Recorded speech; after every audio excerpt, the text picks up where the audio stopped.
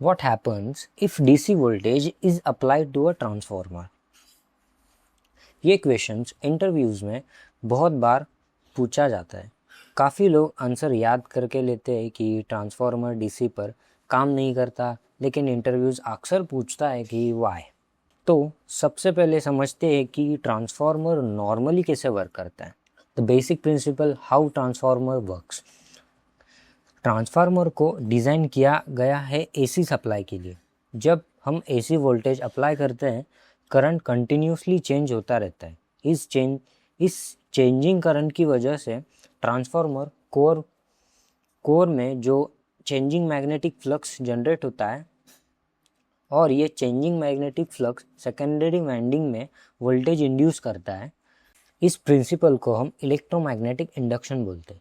अब मान लीजिए कि हम एसी की जगह ट्रांसफार्मर को डीसी सप्लाई देते हैं। जब आप डीसी कनेक्ट करोगे, स्टार्टिंग में करंट फ्लो होगा और मैग्नेटिक फील्ड क्रिएट होगी। जो मैग्नेटिक फील्ड क्रिएट होगी वो स्टेशनरी मैग्नेटिक फील्ड होगी, और जो डीसी की जो फील्ड है वो चेंज नहीं होती और वो कांस्टेंट रहती है। इसलिए कुछ ही मूवमेंट के बाद मैग्नेटिक फील्ड भी कांस्टेंट हो जाएगी, और क्योंकि मैग्नेटिक फ्लक्स चेंज नहीं हो रहा, सेकेंडरी वाइंडिंग में वोल्टेज इंड्यूस नहीं होगा, मतलब ट्रांसफार्मर का आउटपुट लगभग 0 हो जाएगा। अब यहाँ से एक्चुअल प्रॉब्लम स्टार्ट होती है। ट्रांसफार्मर की प्राइमरी वाइंडिंग का रेजिस्टेंस बहुत कम हो जाता है। एसी सप्लाई में इंडक्टिव रिएक्टेंस करंट को लिमिट करता है, लेकिन डीसी सप्लाई में इंडक्टिव रिएक्टेंस का इफेक्ट खत्म हो जाता है। रिजल्ट क्या होता है? प्राइमरी वाइंडिंग ऑलमोस्ट एक नॉर्मल लो रेजिस्टेंस वायर की तरह बिहेव करती है, और ओम्स लॉ के according current equals voltage divide by resistance बहुत कम हो जाएगा तो करंट बहुत बढ़ जाएगा।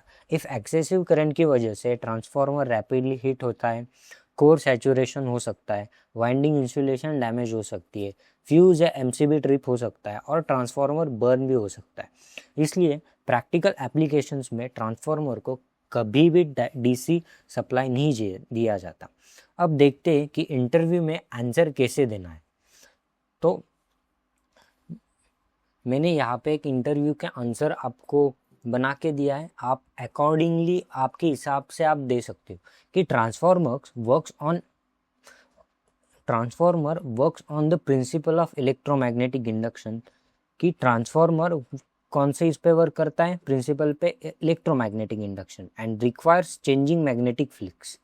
मतलब एसी को चेंजिंग मैग्नेटिक फ्लक्स होती है। एसी की वजह से हम चेंजिंग मैग्नेटिक फ्लक्स प्रोड्यूस होता है। AC supplies produce a continuously changing flux which includes induce voltage in secondary winding, जो कि इंड्यूस करता है सेकेंडरी वाइंडिंग में। ट्रांसफार्मर की सेकेंडरी वाइंडिंग में यहाँ पे एक वोल्टेज प्रोड्यूस करता है।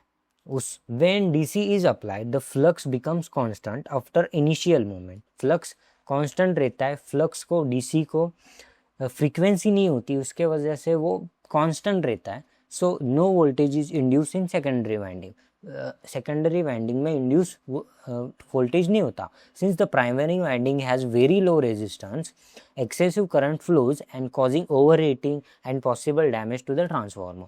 ये आपको इंटरव्यूअर को आंसर देना है।